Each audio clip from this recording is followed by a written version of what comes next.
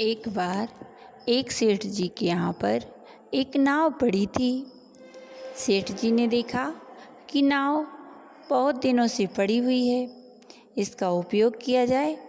उन्होंने एक पेंटर को बुलवाया और पेंटर से कहा कि इस नाव पर कलर कर दो। पेंटर ने कहा जैसी आपकी आज्ञा, और उसने पेंट मंगवा के और उस नाव पर पेंट कर दिया। पेंट करने के बाद सेठ जी ने देखा कि नाव बहुत सुंदर लगने लगी है, अब इस नाव का आनंद लिया जाए। और उसने अपने पूरे परिवार को बुलाया और वह नाव में सवार होके जल विहार करने निकल गया। परिवार में सभी थे, 4 बहुएं, चारों बहुओं के बच्चे, 1-2 बेटे भी थे साथ में, और पत्नी साथ में थी। सभी एंजॉय कर रहे थे, सभी मस्ती कर रहे थे। बहुत अच्छा लग रहा था जल विहार करने में।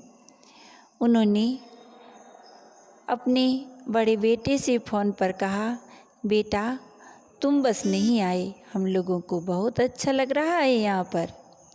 देखो हम लोग कितना आनंद मना रहे हैं। जैसे ही बेटे ने सुना कि पिताजी नाव को लेके गए हैं, जो नाव पुरानी पड़ी हुई थी, वह एकदम घबरा के बोला, पिताजी ये क्या किया आपने?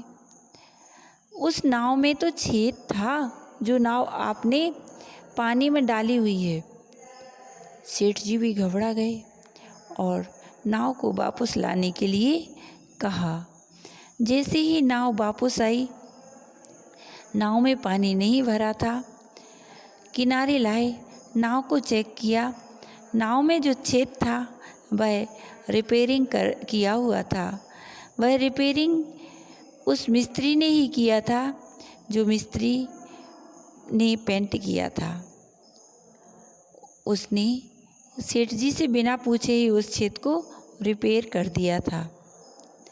सेठ जी उस पेंटर पर बहुत खुश हुए कि मैंने तो इसे मात्र पेंट करने को कहा था, इसने कुछ भी नहीं कहा और उस छेद को भी रिपेयर कर दिया था।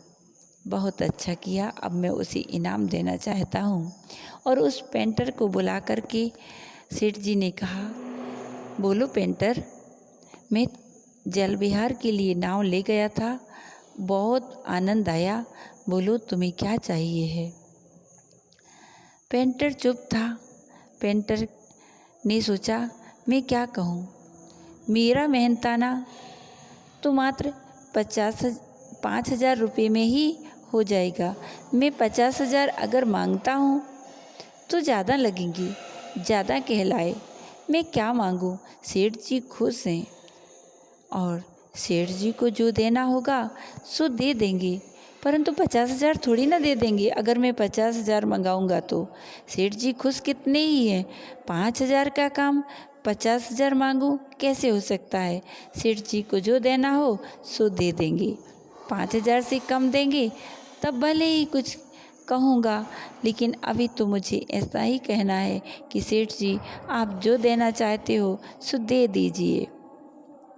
पेंटर ने ऐसा ही कहा।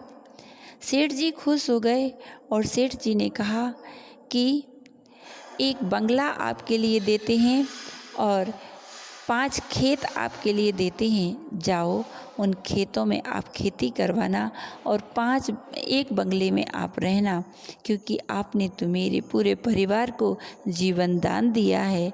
इस प्रकार इस कहानी से यह शिक्षा मिलती है कि हमें अच्छे काम करके उसके फल की आकांक्षा नहीं करना चाहिए, क्योंकि आकांक्षा से फल सीमित हो जाता है। बोलिए महावीर भगवान की जय।